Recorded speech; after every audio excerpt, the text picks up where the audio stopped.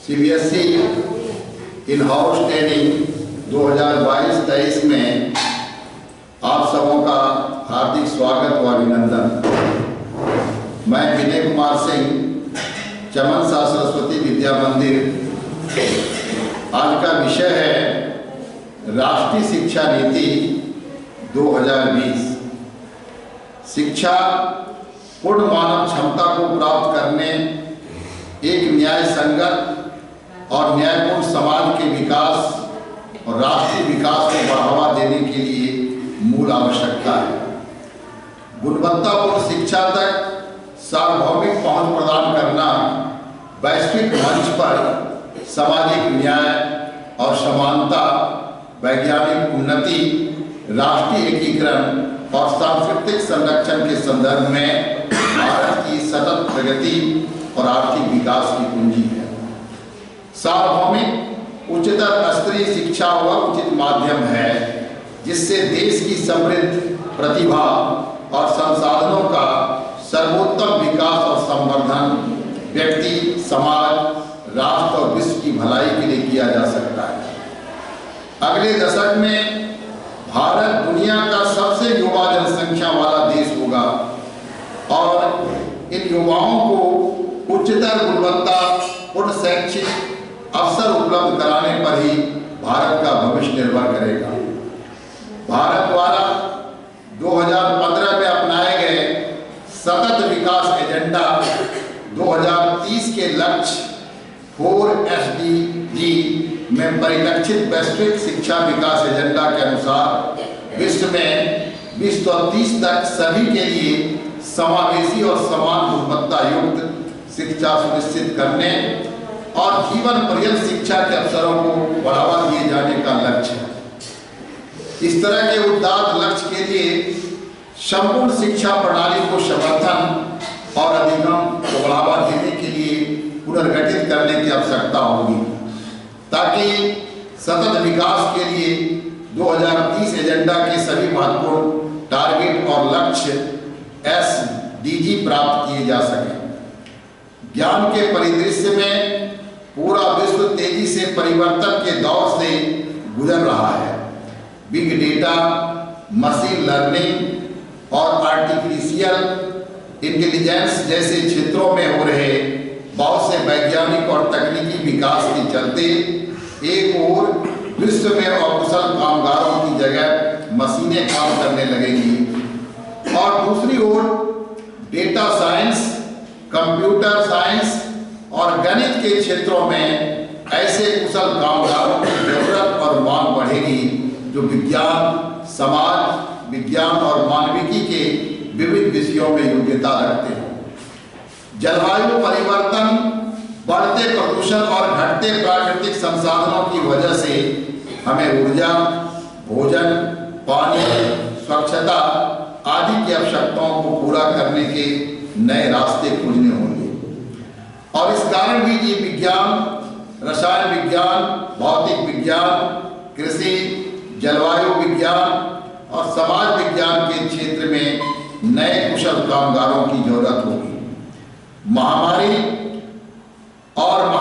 के बढ़ते उद्भव, संक्रामक रोग प्रबंधन और टीकों के विकास में सहयोगी अनुसंधान और परिणामी सामाजिक मुद्दे बहुविषयक अधिगम की आवश्यकता को बढ़ाते हैं। मानविकी और कला की मांग बढ़ेगी क्योंकि भारत एक विकसित देश बनने के साथ साथ दुनिया की 3 सबसे बड़ी अर्थव्यवस्थाओं में से एक बनने की ओर अग्रसर है। रोजगार और वैश्विक परिस्थिति में तीव्र गति से आ रहे परिवर्तनों की वजह से जरूरी हो गया है कि बच्चे जो कुछ सिखाया जा रहा है उसे तो सीखे ही, साथ ही वे सतत सीखते रहने की क्षमता भी सीखे।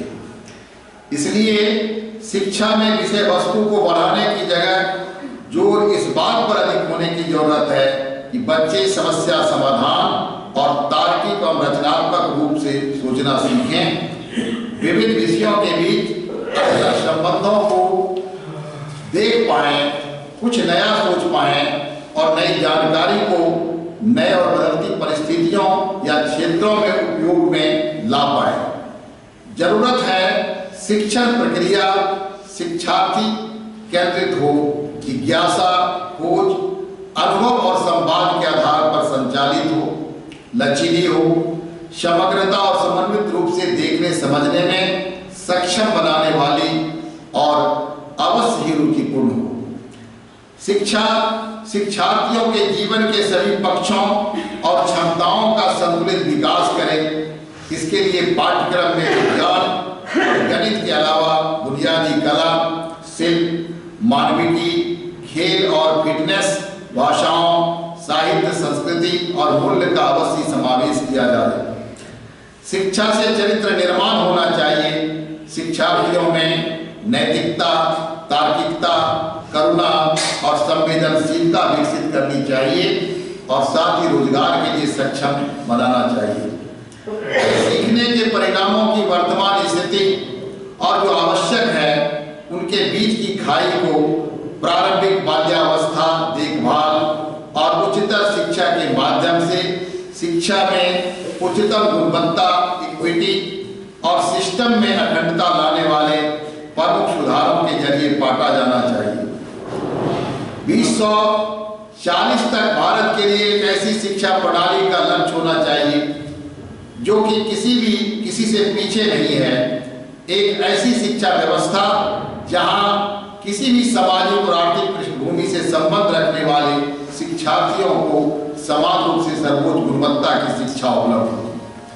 यह राष्ट्रीय शिक्षा नीति 2020-21वीं सदी की पहली शिक्षा नीति है जिसका लक्ष्य हमारे देश के विकास के लिए अनिवार्य आवश्यकताओं को पूरा करना है।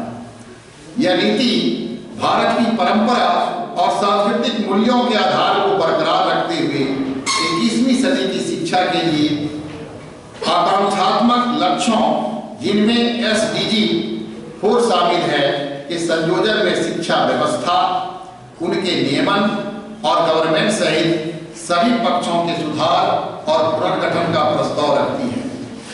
राष्ट्रीय शिक्षा नीति प्रत्येक व्यक्ति में निहित रचनात्मक क्षमताओं के विकास पर विशेष जोर देती है।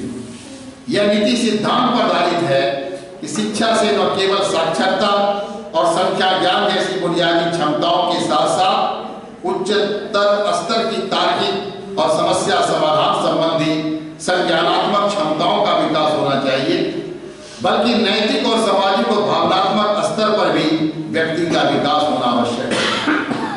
प्राचीन और भारतीय ज्ञान और विचार की समृद्ध परंपरा के आलोक में यह नीति तैयार की गई है। ज्ञान, प्रज्ञा और सत्य की खोज को भारतीय विचार परंपरा और दर्शन में सदा सर्वोच्च मानवीय लक्ष्य माना जाता था। प्राचीन भारत में शिक्षा का लक्ष्य सांसारिक जीवन अथवा स्कूल के बाद के जीवन की तैयारी के रूप में ज्ञान अर्जन नहीं, बल्कि पूर्ण आत्मज्ञान और मुक्ति के रूप में माना गया था। तक्षशिला, नालंदा, विक्रमशिला और पल्लवी जैसे प्राचीन भारत के विश्व स्तरीय संस्थानों ने अध्ययन के विविध क्षेत्रों में शिक्षण और शोध के ऊंचे प्रतिमान स्थापित किए थे और विभिन्न पृष्ठभूमि और देशों से आने वाले विद्यार्थियों और विद्वानों को लाभान्वित किया था। इसी शिक्षा व्यवस्था ने चरक, सुश्रुत, आर्यभट्ट, वराहमिहिर, भास्कराचार्य, ब्रह्मगुप्त, चाणक्य, चक्रपाणि दत्ता, माधव, पाणिनि, पतंजलि, नागार्जुन, गौतम, पिंगला, शंकरदेव, मैत्रेयी, गार्गी और तिरुवल्लुवर जैसे अनेक महान विद्वानों को जन्म दिया।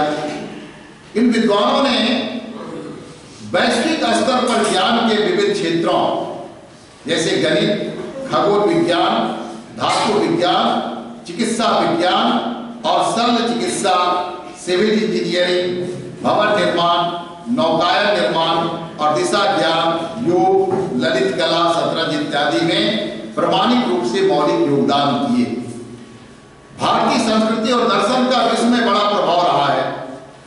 वैश्विक मार्ग की समृद्ध विरासत को आने वाली पीढ़ियों के लिए न सिर्फ सहेज कर संरक्षित रखने की जरूरत है, बल्कि हमारी शिक्षा व्यवस्था द्वारा उस पर शोध कार्य होनी चाहिए, जो उसे समृद्ध किया जाना चाहिए और नए नए उपयोग भी सोचे जाने चाहिए।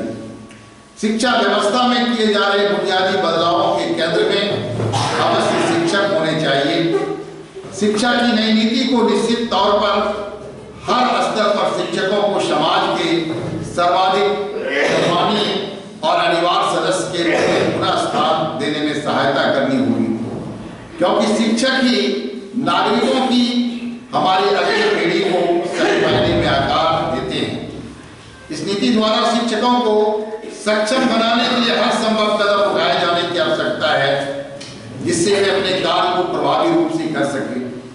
नई शिक्षा नीति को हर स्तर पर शिक्षण के पेशे में सबसे होनहार लोगों का चयन करने में सहायता करनी होगी। इसके लिए उनकी आजीविका, सम्मान, मान मर्यादा और स्वायत्तता सुनिश्चित करनी होगी। साथ ही तंत्र में गुणवत्ता नियंत्रण और जवाबदेही की बुनियादी प्रक्रियाएं भी स्थापित करनी होगी। नई शिक्षा नीति को सभी विद्यार्थियों के लिए, चाहे उनका निवास स्थान कहीं हो, गुणवत्तापूर्ण शिक्षा व्यवस्था उपलब्ध करानी होगी। इस कार्य में ऐतिहासिक रूप से हाशिए पर रह रहे समुदायों, वंचित और अल्प प्रतिनिधित्व वाले समूहों पर विशेष ध्यान दिए जाने की जरूरत होगी। शिक्षा बराबरी सुनिश्चित करने का बड़ा माध्यम है और इसके द्वारा समाज में समानता, समावेशन और सामाजिक आर्थिक रूप से गतिशीलता हासिल की जा सकती है। ऐसे समूहों के सभी बच्चों के लिए परिस्थितिजन्य बाधाओं के बावजूद हर संभव पहल की जानी चाहिए, जिससे वे शिक्षा व्यवस्था में प्रवेश भी पा सके और उत्कृष्ट प्रदर्शन भी कर सके। इन सभी बातों का नीति में समावेश भारत की समृद्ध विविधता और संस्कृति के प्रति सम्मान रखते हुए और साथ ही देश के स्थानीय और वैश्विक संदर्भ में आवश्यकताओं को ध्यान रखते हुए होना चाहिए। भारत के युवाओं को भारत देश के बारे में और इसकी विविध सामाजिक, सांस्कृतिक और तकनीकी आवश्यकताओं सहित यहाँ की अद्वितीय कला, भाषा और ज्ञान परंपराओं के बारे में ज्ञानवान बनाना राष्ट्रीय गौरव, आत्मविश्वास, आत्मज्ञान, परस्पर सहयोग और एकता की दृष्टि से और भारत के सतत ऊंचाइयों की ओर बढ़ने की दृष्टि से आवश्यक है। शिक्षा पर पिछली नीतियों का जोर मुख्य रूप से शिक्षा तक पहुंच के मुद्दों पर था। 1986 की राष्ट्रीय शिक्षा नीति, जिसे 1992 में संशोधित किया गया था, कि अधूरे काम को इस नीति के द्वारा पूरा करने का भरपूर प्रयास किया गया है। 1986-92 की पिछली नीति के बाद से एक बड़ा कदम निःशुल्क और अनिवार्य शिक्षा अधिनियम 2009 रहा है, जिसने सार्वभौमिक प्रारंभिक शिक्षा सुलभ कराने के लिए कानूनी आधार उपलब्ध कराया। शैक्षिक प्रणाली का उद्देश्य अच्छे इंसान का विकास करना है, जो तर्कसंगत विचार और कार्य करने में सक्षम हो, जिसमें करुणा और सहानुभूति, साहस और लचीलापन, वैज्ञानिक चिंतन और रचनात्मक कल्पना शक्ति, नैतिक मूल्य और आधार हो। इसका उद्देश्य ऐसे उत्पादक लोगों को तैयार करना है जो कि अपने संविधान द्वारा परिकल्पित समावेशी और बहुलतावादी समाज के निर्माण में बेहतर तरीके से योगदान करें। एक अच्छी शैक्षणिक संस्था हुआ है जिसमें प्रत्येक छात्र का स्वागत किया जाता है और उसकी देखभाल की जाती है, जहां एक सुरक्षित और प्रेरणादायक शिक्षण वातावरण मौजूद होता है, जहां सभी छात्रों को सीखने के लिए विविध प्रकार के अनुभव उपलब्ध कराए जाते हैं, जहां सीखने के लिए अच्छे बुनियादी ढांचे और उपयुक्त संसाधन उपलब्ध हैं। ये सब हासिल करना प्रत्येक शिक्षा संस्थान का लक्ष्य होना चाहिए। तथापि साथ ही विभिन्न संस्थानों के बीच और शिक्षा के हर स्तर पर परस्पर सहज जुड़ाव और समन्वय आवश्यक है। मूलभूत सिद्धांत जो बड़े स्तर पर शिक्षा प्रणाली और साथ ही व्यक्तिगत संस्थानों दोनों का मार्गदर्शन करेंगे। हर बच्चे की विशिष्ट क्षमताओं पहचान और उनके विकास हेतु प्रयास करना। शिक्षकों और अभिभावकों की क्षमताओं के प्रति संवेदनशील बनना, जिससे वे बच्चे की अकादमिक और अन्य क्षमताओं में उनके सर्वांगीण विकास पर भी पूरा ध्यान दें। बुनियादी साक्षरता और संख्या ज्ञान को सर्वाधिक प्राथमिकता देना, जिससे सभी बच्चे कक्षा 3 तक साक्षरता और संख्या ज्ञान जैसे सीखने के मूलभूत कौशलों को हासिल कर सके। लचीलापन, ताकि शिक्षार्थियों में उनके सीखने के तौर तरीके और कार्यक्रमों को चुनने की क्षमता हो और इस तरह वे अपने प्रतिभा और रुचियों के अनुसार जीवन में अपना रास्ता चुन सके। कला और विज्ञान के बीच, पाठ्यक्रम और पाठ्येतर गतिविधियों के बीच व्यावसायिक और शैक्षणिक धाराओं आदि के बीच कोई स्पष्ट अलगाव न हो, जिससे ज्ञान क्षेत्र के बीच हानिकारक ऊंच नीच और परस्पर दूरी एवं असंबद्धता को दूर किया जा सके।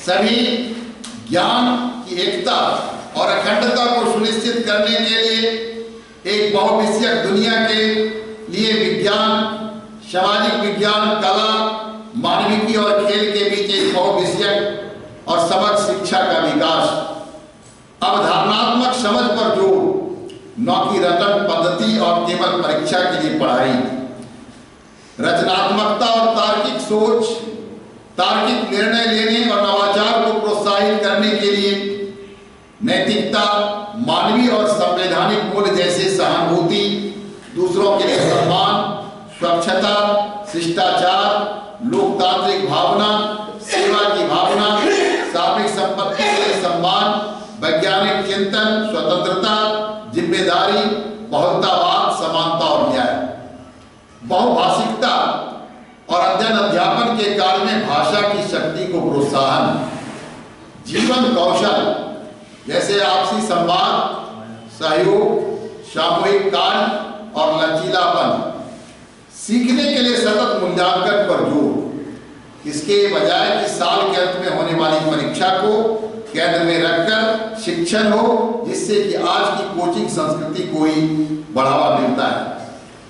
तकनीकी के यथासंभव उपयोग पर जोर, अध्ययन अध्यापन कार्य में भाषा संबंधी बाधाओं को दूर करने में, दिव्यांग बच्चों के लिए शिक्षा को सुलभ बनाने में और शैक्षणिक नियोजन और प्रबंधन में सभी पाठ्यक्रम, शिक्षण शास्त्र और नीति में स्थानीय संदर्भ की विविधता और स्थानीय परिवेश के लिए एक समान हमेशा ध्यान में रखते हुए शिक्षा एक समवर्ती विषय है।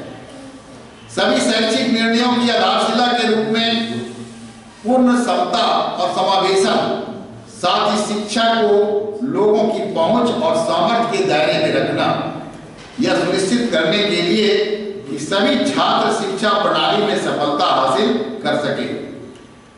स्कूली शिक्षा से उच्चतर शिक्षा तक सभी स्तर के शिक्षा पाठ्यक्रम में तालमेल, प्राथमिक, बाल्यावस्था, देखभाल और शिक्षा से शिक्षकों और संकाय को सीखने की प्रक्रिया का केंद्र मानना, उनकी भर्ती और तैयारी की उत्कृष्ट व्यवस्था, निरंतर व्यवसायिक विकास और सकारात्मक कार्य वातावरण सेवा की स्थिति, शैक्षिक प्रणाली की अखंडता, पारदर्शिता और संसाधन कुशलता, ऑडिट और धार्मिक प्रगटीकरण के माध्यम से सुनिश्चित करने के लिए एक हल्का लेकिन प्रभावी नियामक ढांचा, साथ ही साथ स्वायत्तता, सुशासन और सशक्तिकरण के माध्यम से नवाचार और आउट ऑफ द बॉक्स विचारों को प्रोत्साहित करना, गुणवत्तापूर्ण शिक्षा और विकास के लिए उत्कृष्ट स्तर का शोध, शैक्षिक विशेषज्ञों द्वारा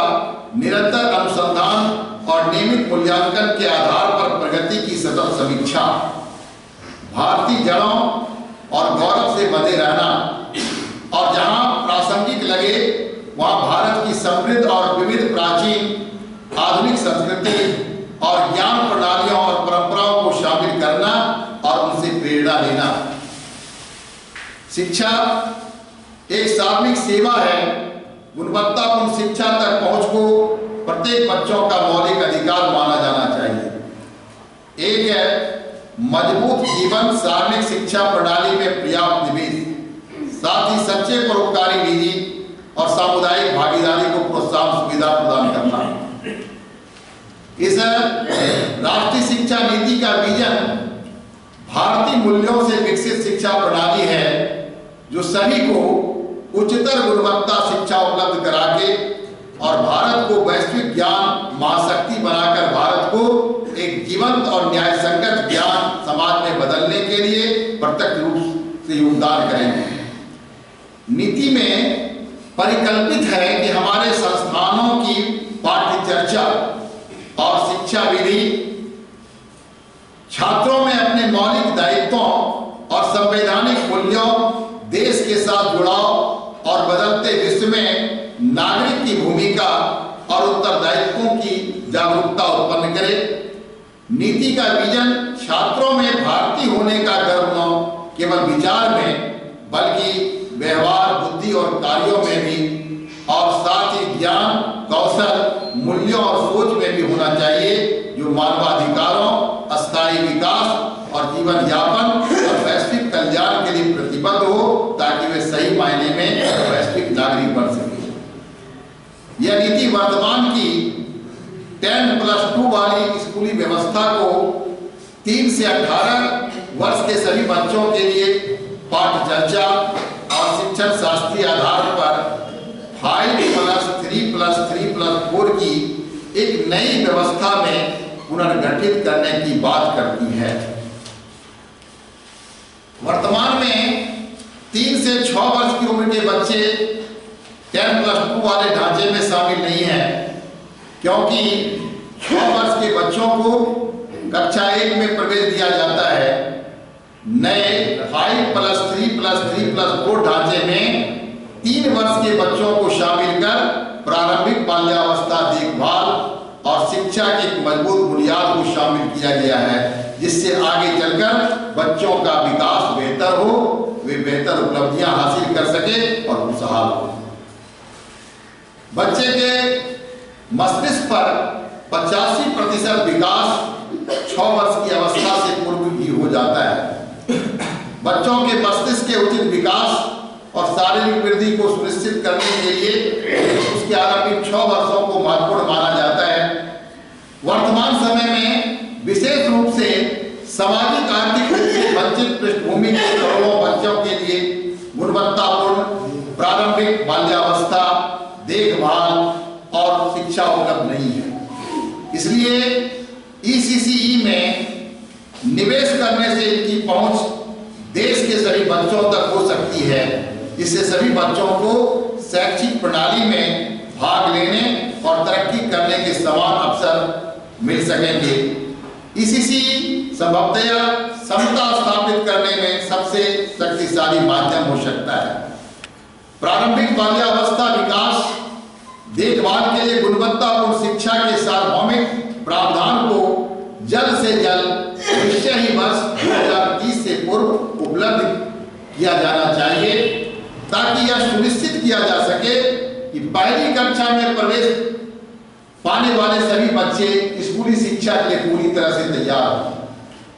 ECCE में मुख्य रूप से लचीली, बहुआयामी, बहुस्तरीय, खेल आधारित, गतिविधि आधारित और खोज आधारित शिक्षा को शामिल किया गया है, जैसे अक्षर, भाषा, संख्या, गिनती, रंग, आकार, इंडोर एवं आउटडोर खेल, पहेलियां और तार्किक सोच, समस्या सुलझाने की कला, चित्रकला, पेंटिंग, अन्य दृश्य कला, शिल्प, नाटक, कठपुतली, संगीत तथा अन्य गतिविधियों को शामिल करते हुए इनके साथ अन्य कार्य जैसे सामाजिक कार्य, मानवीय संवेदना, व्यवहार, शिष्टाचार, नैतिकता, व्यक्तिगत और सार्वजनिक स्वच्छता, समूह में कार्य करना और आपसी सहयोग को विकसित करने पर भी ध्यान केंद्रित किया गया है।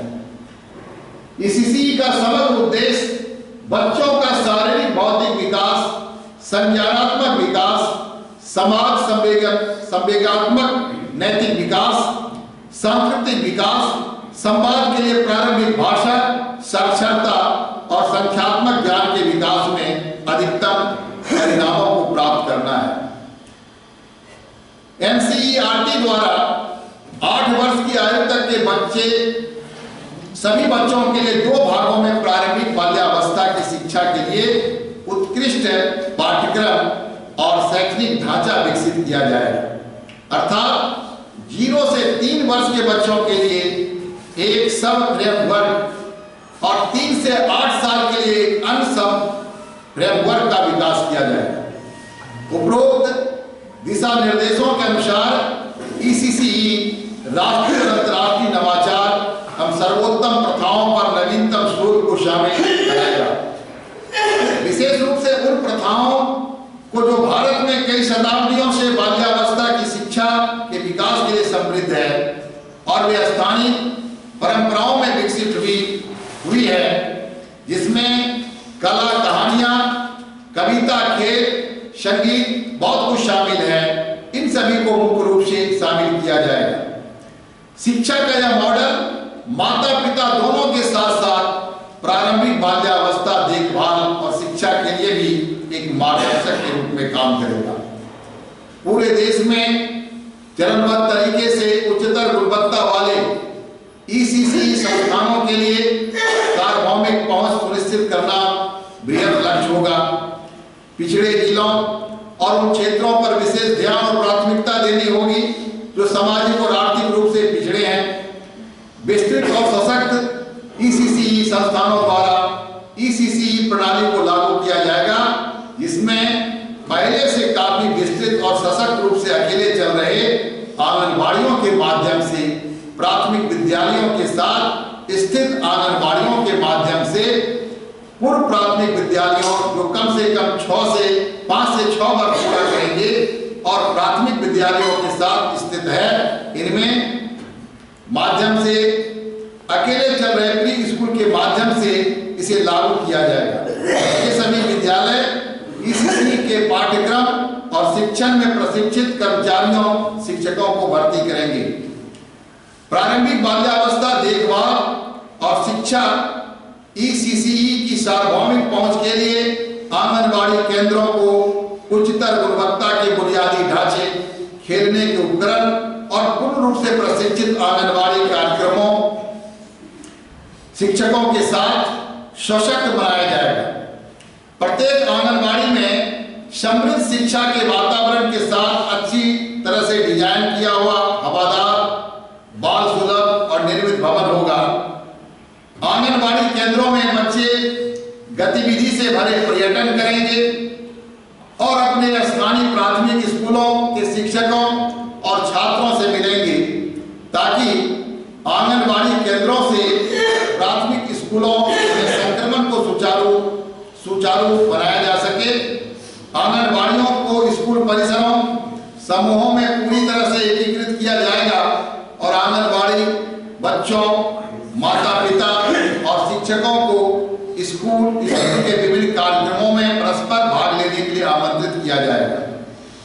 यह परिकल्पना की गई है कि 5 वर्ष की आयु से पहले हर बच्चा एक प्रारंभिक कक्षा या बाल वाटिका में हस्तांतरित हो जाएगा, जिसमें एक ईसीसी योग्य शिक्षक हैं। तैयारी कक्षा में सीखने को मुख्य रूप से खेल आधारित शिक्षा पर आधारित होना चाहिए, जिसमें संज्ञानात्मक, भावनात्मक और शारीरिक क्षमताओं और प्रारंभिक साक्षरता और संख्या ज्ञान विकसित करने पर ध्यान केंद्रित किया जाएगा। दोपहर के मध्याह्न भोजन कार्यक्रम को प्राथमिक विद्यालय के साथ साथ तैयारी कक्षाओं तक भी विस्तारित किया जाना चाहिए। स्वास्थ्य और विकास की निगरानी, स्वास्थ्य परीक्षण जो आंगनबाड़ी व्यवस्था में उपलब्ध है, उसे प्राथमिक स्कूलों की तैयारी कक्षाओं के छात्रों को भी उपलब्ध कराया जाएगा। ईसीसी शिक्षकों के शुरुआती कैडर को तैयार करने के लिए आंगनबाड़ी कार्यकर्त्रियों, शिक्षकों को एनसीईआरटी द्वारा विकसित पाठ्यक्रम शिक्षण शास्त्रीय फ्रेमवर्क के अनुसार एक व्यवस्थित तरीके से प्रशिक्षण दिया जाएगा।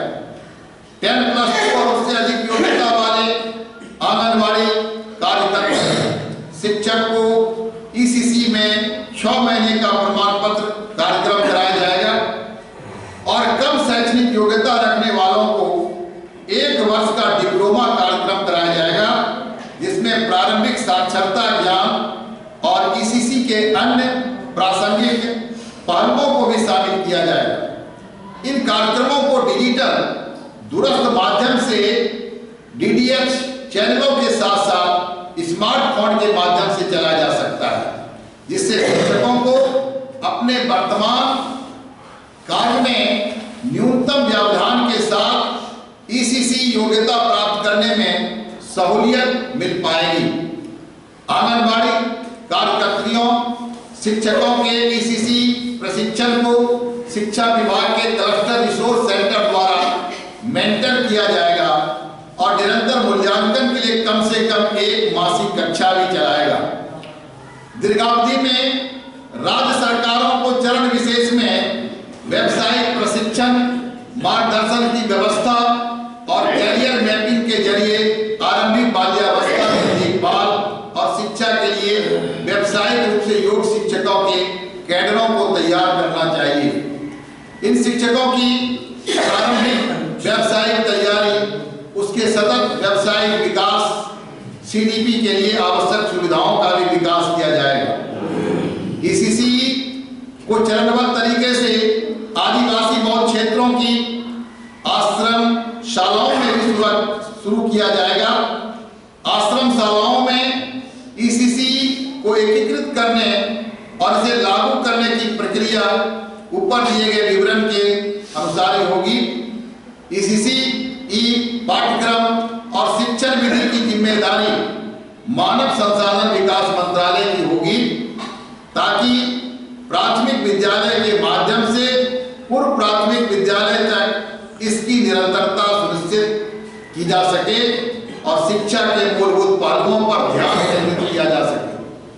प्रारंभिक बाल्यावस्था देखभाल और शिक्षा पाठ्यक्रम की आयोजना और क्रियान्वयन मानव संसाधन विकास मंत्रालय, महिला और बाल विकास, स्वास्थ्य और परिवार कल्याण मंत्रालय और जनजातीय कार्य मंत्रालय द्वारा संयुक्त रूप से किया जाएगा। स्कूली शिक्षा में प्रारंभिक बाल्यावस्था देखभाल और शिक्षा के सुचारू एकीकरण और सतत मार्गदर्शन के लिए एक विशेष संयुक्त कार्यबल टास्क फोर्स का गठन किया जाएगा।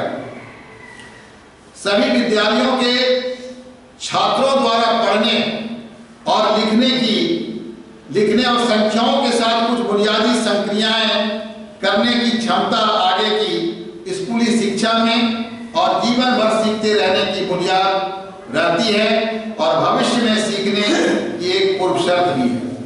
हालांकि विभिन्न सरकारी साथ ही गैर सरकारी सर्वेक्षणों से यह संकेत मिलता है कि हम वर्तमान में सीखने की एक गंभीर समस्या से जूझ रहे हैं। वर्तमान में प्राथमिक विद्यालय में बड़ी संख्या में शिक्षार्थियों ने, जिनकी अनुमानित संख्या 5 करोड़ से भी अधिक है, बुनियादी साक्षरता और संख्या ज्ञान भी नहीं सीखा है। अर्थात ऐसे बच्चों को समान लेख पढ़ने, समझने और अंकों के साथ बुनियादी जोड़ और घटाव करने की क्षमता भी नहीं है। सभी बच्चों के लिए मूलभूत साक्षरता और संख्या ज्ञान को प्राप्त करना तत्काल रूप से एक राष्ट्रीय अभियान बनेगा, जिसे कई मोर्चे पर किए जाने वाले तात्कालिक उपायों और स्पष्ट लक्ष्यों के साथ अल्पावधि में प्राप्त किया जाएगा, जिसमें प्रत्येक छात्र को कक्षा 3 तक मूलभूत साक्षरता और संख्या ज्ञान को आवश्यक रूप से प्राप्त करना शामिल किया गया है। शिक्षा प्रणाली की सर्वोच्च प्राथमिकता 2025 तक प्राथमिक विद्यालय में सार्वभौमिक मूलभूत साक्षरता और संख्या ज्ञान प्राप्त करना होगा। सीखने की बुनियादी आवश्यकताओं को हासिल करने पर ही हमारे विद्यार्थियों के लिए बाकी नीति प्रासंगिक होगी। इसके लिए मानव संसाधन विकास मंत्रालय द्वारा प्राथमिक आधार पर आधारभूत साक्षरता एवं संख्यात्मकता पर एक उसके अनुसार सभी प्राथमिक और उच्चतर प्राथमिक विद्यालयों में सार्वभौमिक मूलभूत साक्षरता और संख्या ज्ञान के लिए राज्य या केंद्र शासित प्रदेशों की सरकारें 2025 तक प्राप्त किए जा सकने वाले चरणवार चिन्हित कार्यों और लक्ष्यों की पहचान करते हुए और उसकी प्रगति को बारीकी से जांच और निगरानी करते हुए अविलंब एक क्रियान्वयन योजना तैयार करेगी।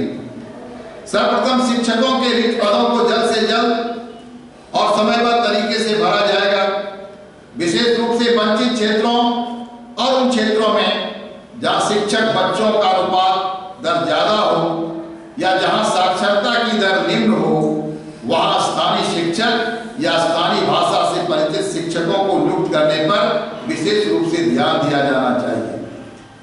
यह सुनिश्चित किया जाएगा कि प्रत्येक स्कूल में शिक्षक विद्यार्थियों का अनुपात PTR 30:1 से कम हो और सामाजिक आर्थिक रूप से वंचित बच्चों की अधिकता वाले क्षेत्रों में स्कूलों में शिक्षक विद्यार्थियों का अनुपात PTR 25:1 से कम हो।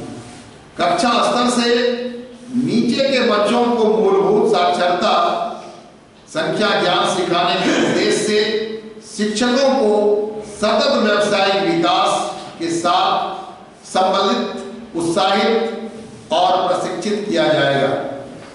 पाठ्य चर्चा में बुनियादी साक्षरता और संख्या ज्ञान पर अतिरिक्त ध्यान दिया जाएगा और पूरे प्रारंभिक और माध्यमिक स्कूल पाठ्य चर्चा के दौरान एक मजबूत, सतत, रचनात्मक और अनुकूल मूल्यांकन प्रणाली के साथ विशेष रूप से प्रत्येक बच्चों का सीखना ट्रैक किया जाएगा और सामान्यतः पढ़ने, लिखने, बोलने, गिनने, अंकगणित और गणितीय चिंतन पर अधिक ध्यान केंद्रित होगा।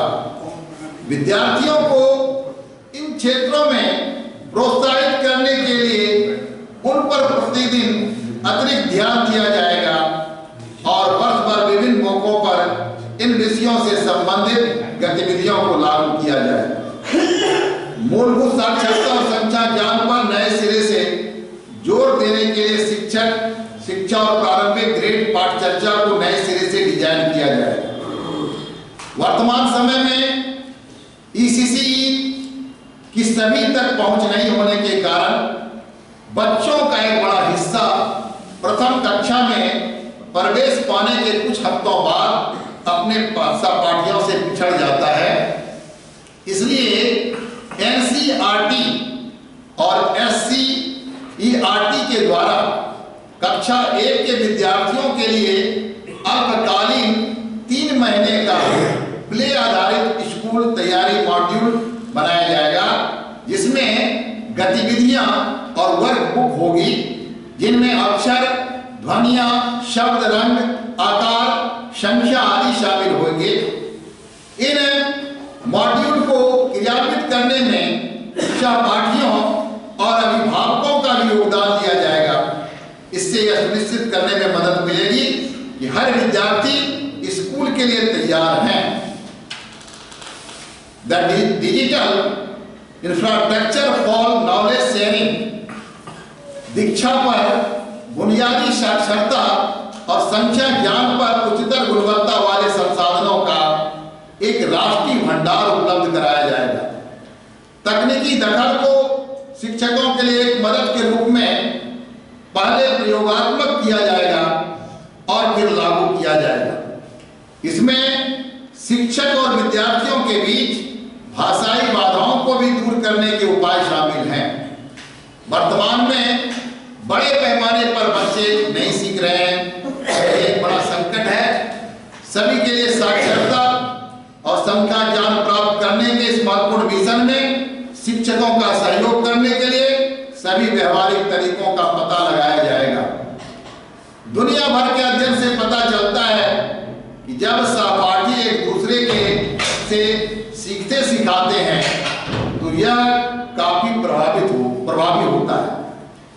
इस प्रकार प्रशिक्षित शिक्षकों की देखरेख में और सुरक्षा पहलुओं का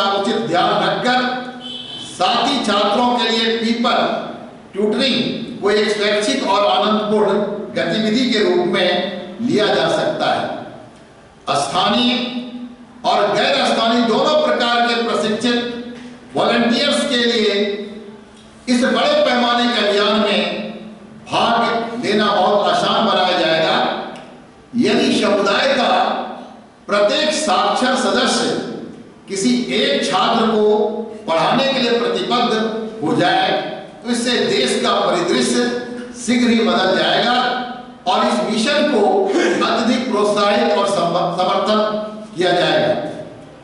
राज्य इस तरह के शिक्षण संकट के दौरान मूलभूत साक्षरता और संचार ज्ञान को बढ़ावा देने के लिए इस तत्काल राष्ट्रीय मिशन में पीयर ट्यूटरिंग और वॉलंटियर्स को बढ़ावा देने के लिए नवीन मॉडल स्थापित करने पर विचार कर सकते हैं। साथ ही साथ शिक्षकों को समर्थन देने के लिए अन्य कार्यक्रम भी शुरू कर सकते हैं। सभी भारतीय और स्थानीय भाषाओं में दिलचस्प और प्रेरणादायक बाल साहित्य और सभी स्तर के विद्यार्थियों के लिए स्कूल और स्थानीय पुस्तकालयों में बड़ी संख्या में पुस्तकें उपलब्ध कराई जाएंगी, जिसके लिए आवश्यकता अनुसार उच्चतर गुणवत्ता के अनुवाद भी करवाए जाएंगे। देश भर में पढ़ने की संस्कृति के निर्माण के लिए सार्वजनिक और स्कूल पुस्तकालयों का विस्तार किया जाएगा। डिजिटल पुस्तकालय भी स्थापित किए जाएंगे। गांव में स्कूल लाइब्रेरी की स्थापना से समुदाय का तो लाभ होगा ही, जो स्कूली समय के पश्चात उसका लाभ ले सकते हैं। बुक क्लब के सदस्य इन स्कूली सार्वजनिक लाइब्रेरी में मिल सकते हैं, इससे पढ़ने की संस्कृति को प्रोत्साहन मिलेगा। एक राष्ट्रीय पुस्तक संवर्धन नीति तैयार की जाएगी और सभी स्थानों, भाषाओं, स्तरों और शैलियों में पुस्तकों की उपलब्धता, पहुंच, गुणवत्ता और पाठकों को सुनिश्चित करने के लिए व्यापक पहल की जाएगी। जब बच्चे कुपोषित या अस्वस्थ होते हैं तो वे बेहतर रूप से सीखने में असमर्थ हो जाते हैं। इसलिए बच्चों के पोषण और स्वास्थ्य पर ध्यान दिया जाएगा। पुष्टिकर भोजन और अच्छी तरह से प्रशिक्षित सामाजिक कार्यकर्ताओं, काउंसलर और स्कूल शिक्षा प्रणाली में समुदाय की भागीदारी के साथ साथ शिक्षा प्रणाली के अलावा विभिन्न सतत उपायों के माध्यम से कार्य किया जाएगा। सभी विद्यालय के बच्चे स्कूलों द्वारा आयोजित नियमित स्वास्थ्य जांच में भाग लेंगे और इसके लिए बच्चों को स्वास्थ्य कार्ड जारी किया जाएगा। इसके अलावा कई सारे अध्ययन से यह पता चलता है कि सुबह के पौष्टिक नाश्ते के बाद के कुछ घंटों में कई सारे मुश्किल विषयों का अध्ययन अधिक प्रभावित होता है। इस उत्पादक और प्रभावी समय का लाभ उठाया जा सकता है। यदि सुबह और दोपहर में बच्चों को क्रमशः पौष्टिक नाश्ता और भोजन दिया जाए, जहां पके हुए गर्म भोजन की व्यवस्था करना संभव नहीं होगा, वहां सादा लेकिन पौष्टिक भोजन विकल्प जैसे गुड़ के साथ मूंगफली, गुड़ मिश्रित चना या स्थानीय स्तर पर उपलब्ध फल कराया जा सकता है। सभी स्कूली बच्चे की विशेष रूप से 100% टीकाकरण के लिए स्कूलों में नियमित स्वास्थ्य जांच कराई जाएगी और इसकी निगरानी के लिए हेल्थ कार्ड जारी किए जाएंगे। स्कूली शिक्षा प्रणाली के प्राथमिक लक्ष्यों में हमें यह सुनिश्चित करना है कि बच्चों का स्कूल में नामांकन हो और उन्हें नियमित रूप से विद्यालय भेजा जाए। सर्व शिक्षा अभियान और शिक्षा का अधिकार अधिनियम जैसे पहल के माध्यम से भारत ने हाल के वर्षों में प्राथमिक शिक्षा में लगभग सभी बच्चों का नामांकन प्राप्त करने में उल्लेखनीय प्रगति की है। हालांकि बाद के आंकड़े बच्चों के स्कूली व्यवस्था में ठहराव संबंधी कुछ गंभीर मुद्दों को की ओर इशारा करते हैं। कक्षा 6वीं से 8वीं का GER 9.9% है, जबकि कक्षा 9 से 10 और 11-12 के लिए क्रमशः केवल 49.3% एंड 56.5% है। यह आंकड़े यह दर्शाते हैं कि किस प्रकार से कक्षा 5 और विशेष रूप से कक्षा 8 के बाद नामांकित छात्रों का एक महत्वपूर्ण अनुपात शिक्षा प्रणाली से बाहर हो जाता है। वर्ष 2017-18 में NSSO के 75वें राउंड हाउस होल्ड सर्वे के अनुसार 6 से 17 वर्ष के बीच की उम्र में के विद्यालय न जाने वाले बच्चों की संख्या 3.22 करोड़ है। इन बच्चों को यथासंभव पुनः शिक्षा प्रणाली में शीघ्र वापस लाना देश की सर्वोच्च प्राथमिकता होगी। इसके साथ ही 2030 तक की प्री स्कूल से माध्यमिक स्तर में 100% सकल नामांकन अनुपात प्राप्त करने के लक्ष्य के साथ आगे बढ़ना होगा और भविष्य के छात्रों का ड्रॉप आउट दर भी कम करना होगा। पूर्व प्राथमिक से कक्षा 12 तक की शिक्षा, व्यावसायिक शिक्षा सहित देश के सभी बच्चों को सार्वभौमिक पहुंच और अवसर प्रदान करने के लिए एक ठोस राष्ट्रीय प्रयास किया जाएगा। कुल मिलाकर 2 पहल की जाएगी जिससे बच्चों का विद्यालय में वापसी और आगे के बच्चों को ड्रॉप आउट होने से रोका जा सके। पहला, प्रभावी और पर्याप्त बुनियादी ढांचा प्रदान करता है ताकि छात्रों को इसके माध्यम से प्री प्राइमरी स्कूल से कक्षा 12 तक सभी स्तरों पर सुरक्षित और आकर्षक स्कूली शिक्षा प्राप्त हो सके। इसके अतिरिक्त प्रत्येक स्तर पर नियमित प्रशिक्षित शिक्षक उपलब्ध कराने के अलावा विशेष देखभाल की जाए ताकि यह सुनिश्चित किया जाए कि किसी स्कूल में अवस्थापना की कमी न हो। सरकारी स्कूलों की विश्वसनीयता फिर से स्थापित की जाएगी और ऐसा मौजूदा स्कूलों का उन्नयन और विस्तार करके जहां स्कूल नहीं है वहां अतिरिक्त गुणवत्ता स्कूल बनाकर छात्रावासों, विशेषकर बालिका छात्रावासों तक सुरक्षित और व्यावहारिक पहुंच प्रदान करके किया जा सकता है ताकि सभी बच्चों को अच्छे स्कूल में जाने और समुचित स्तर तक पढ़ने का अवसर मिले। प्रवासी मजदूरों के बच्चों और विविध परिस्थितियों में स्कूल छोड़ने वाले बच्चों को मुख्य धारा शिक्षा में वापस लाने के लिए सिविल समाज के सहयोग से वैकल्पिक और नवीन शिक्षा केंद्र स्थापित किए जाएंगे।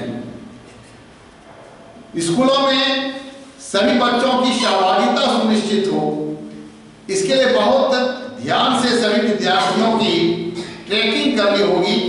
साथ साथ उनके सीखने के स्तर पर भी नजर रखनी होगी ताकि यह सुनिश्चित किया जा सके कि स्कूल में दाखिला ले रहे हैं और उपस्थित हो रहे हैं।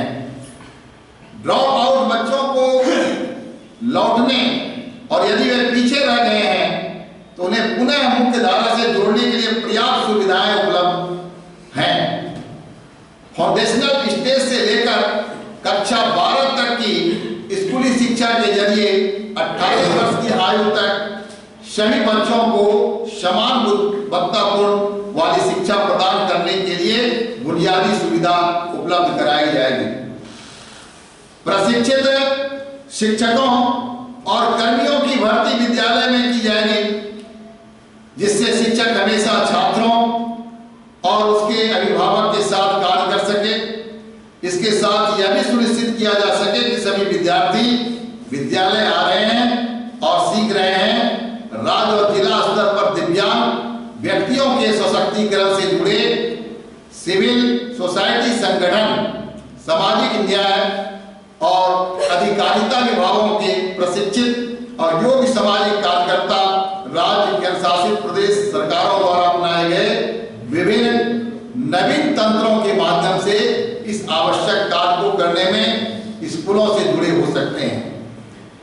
जब एक बार विद्यालय का अब संरचनात्मक ढांचा और बच्चों की भागीदारी सुनिश्चित हो जाए तो कक्षा की गुणवत्ता को सुनिश्चित करने के लिए काम करना होगा और छात्रों को कक्षा से जोड़े रखना एक सौहार्दपूर्ण काम होगा, ताकि विशेष रूप से लड़कियों धार्मिक रूप से बातचीत समूहों उनके माता पिता में भागीदारी से रुचि हुए।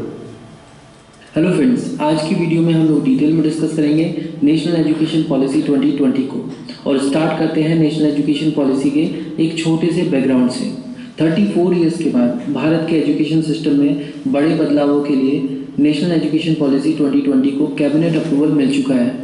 भारत के आज़ाद होने के बाद इंडिया की पहली नेशनल एजुकेशन पॉलिसी 1968 में आई थी, इसके बाद 1986 में, और इसके 34 ईयर्स के बाद अब 2020 में नेशनल एजुकेशन पॉलिसी 2020 अप्रूव हो चुकी है।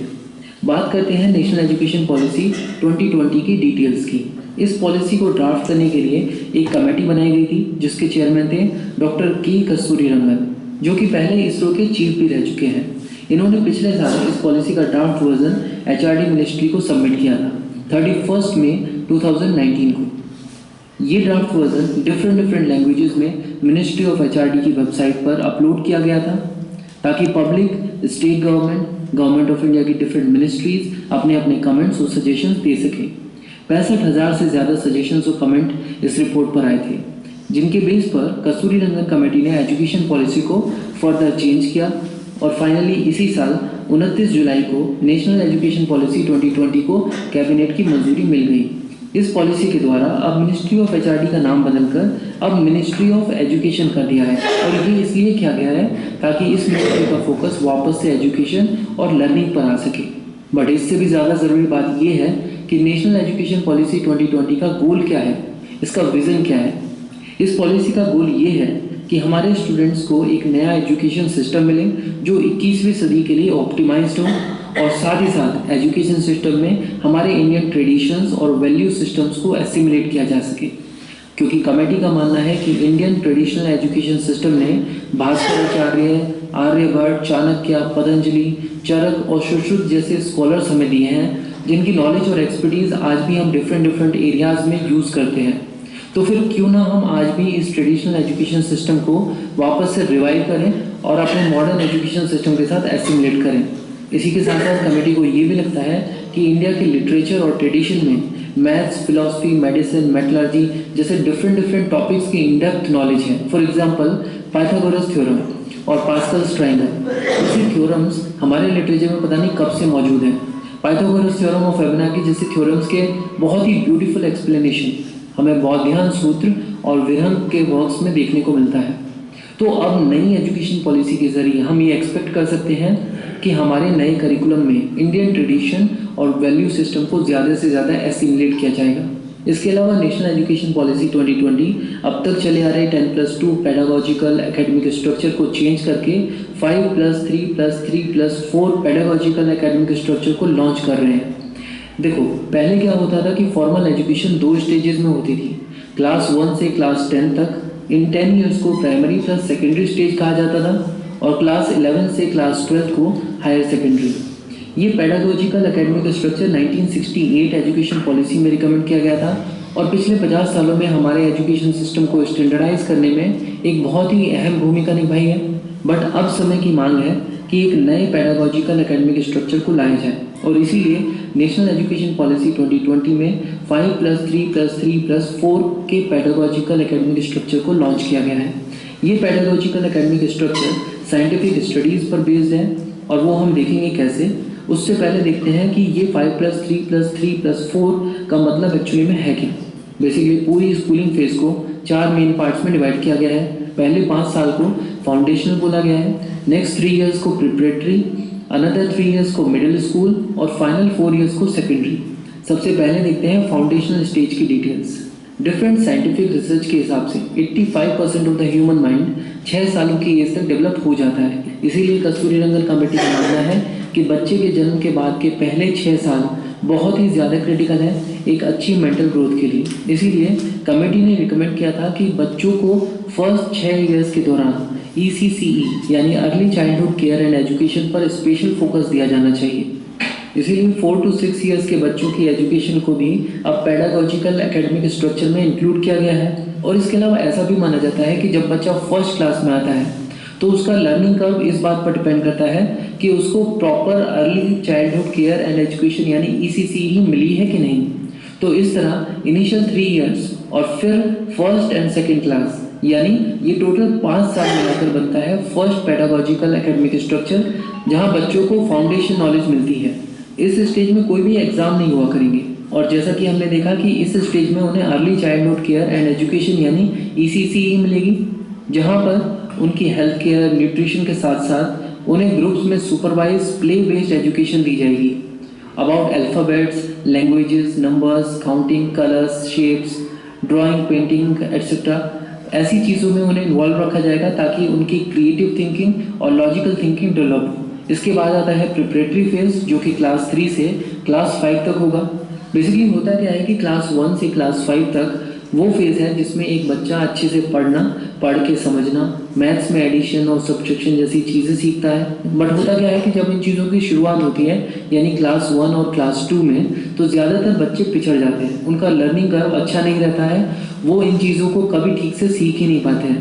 बट अब नए स्ट्रक्चर के हिसाब से फर्स्ट क्लास और सेकेंड क्लास को ECC के साथ मिला के फाउंडेशन स्टेज बना दिया गया है। तो इससे क्या होगा कि जब वो नेक्स्ट स्टेज यानी कि प्रिपरेटरी स्टेज में आते हैं तो उनका ट्रांजिशन बहुत ही स्मूथ होगा। और इसी के साथ साथ यहाँ पर ये भी कहा गया कि यहाँ पर टीचर्स, करिकुलम और इंफ्रास्ट्रक्चर में कुछ चेंजेस किए जाएंगे। डिजिटल ऐप्स के थ्रू भी पढ़ाई की जाएगी, एफर्ट्स डाले जाएंगे ताकि स्टूडेंट्स को मैथमेटिक्स और रीडिंग से रिलेटेड थोड़ा लगाव पैदा हो। ये बहुत ज़रूरी है। इसके अलावा यहाँ पर एक इम्पॉर्टेंट बात यह है कि फाउंडेशन फेज़ और प्रिपरेटरी फेज़ में मीडियम ऑफ इंस्ट्रक्शन जो है मदर टंग, लोकल लैंग्वेज या फिर रीजनल लैंग्वेज रखा जाएगा। तो ये भी एक अच्छी फीचर है जिसकी वजह से बच्चे पढ़ाई में ज़्यादा रुचि ले पाएंगे। इसके बाद आता है मिडिल स्कूल, जिसमें क्लास 6 से क्लास 8 को रखा गया है। इस स्टेज में स्टूडेंट्स को साइंस, मैथ्स, आर्ट्स जैसे डिफरेंट सब्जेक्ट्स के बारे में एक्सपीरियंशियल लर्निंग ऑफर की जाएगी ताकि स्टूडेंट्स को इन सब्जेक्ट्स के बेसिक प्रिंसिपल्स समझ में आ पाए और वो डिफरेंट सब्जेक्ट्स को इंटररिलेट कर पाएँ। इस स्टेज में किसी भी तरह के स्पेशलाइज्ड सब्जेक्ट्स नहीं होंगे। और लास्ट स्टेज होगी सेकेंडरी स्टेज, जहाँ पर 4 साल यानी 9th क्लास से 12th क्लास तक होगा।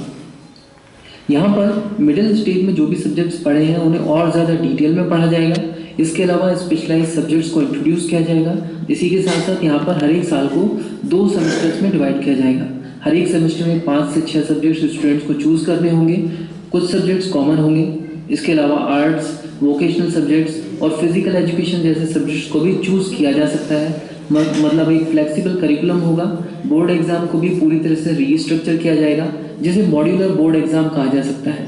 यहाँ पर core concepts, principles, critical thinking और हर एक सब्जेक्ट की हायर ऑर्डर स्किल अटेन करने पर फोकस किया जाएगा, ना कि रोट लर्निंग यानी रट्टा मारने पे नहीं, बल्कि क्रिटिकल थिंकिंग और प्रिंसिपल्स और कंसेप्ट पे बात होगी। इसके अलावा न्यू एजुकेशन पॉलिसी को इंक्लूसिव और इक्विटेबल एजुकेशन बनाने के लिए सरकार जो है वो जेंडर इंक्लूजन फंड देगी ताकि ज़्यादा से ज़्यादा गर्ल्स को एजुकेशन सिस्टम से जोड़ा जा सके, क्योंकि आज की डेट में गर्ल एजुकेशन एक बड़ा इशू बना हुआ है। और इसी डायरेक्शन में काम ये भी किया जाएगा कि एजुकेशन इंस्टीट्यूशन और एफिलिएटेड ऑफिस के द्वारा अवेयरनेस सेशंस कंडक्ट किए जाएंगे ताकि लड़कियों और लड़कों से रिलेटेड जो समाज में स्टीरियोटाइप बने हुए हैं उन्हें ख़त्म किया जाए और गर्ल्स ड्रॉप आउट कम किया जाए।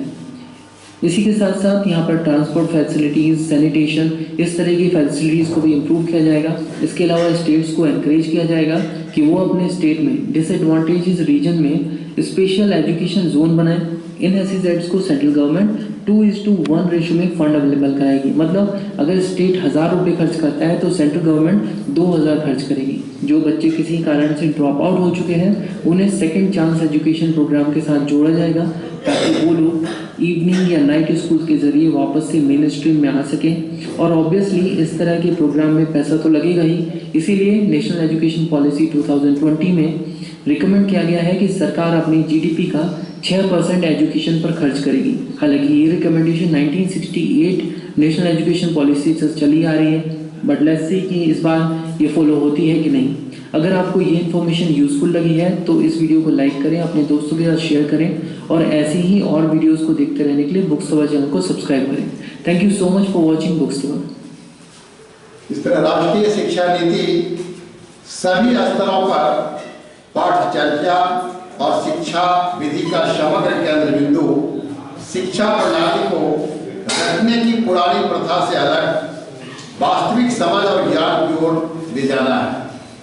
शिक्षा का उद्देश्य केवल संज्ञानात्मक समझ न होकर चरित्र निर्माण और 21वीं शताब्दी की मुख्य कौशल से सुसज्जित करना है। वास्तव में ज्ञान एक छुपा हुआ खजाना है और शिक्षा व्यक्ति की प्रतिभा के साथ इसे प्राप्त करने में मदद करती है। पाठ चर्चा और शिक्षा विधि को इन लक्ष्यों की प्राप्ति के लिए पुनः तैयार किया जाएगा। पूर्व विद्यालय से उच्चतर शिक्षा तक प्रत्येक स्तर में एकीकरण के लिए विभिन्न क्षेत्रों में विशिष्ट कौशल और मूल्यों की पहचान की जाएगी। शिक्षण और अधिगम प्रक्रिया में इन कौशलों और मूल्यों को आत्मसात किया जा रहा है।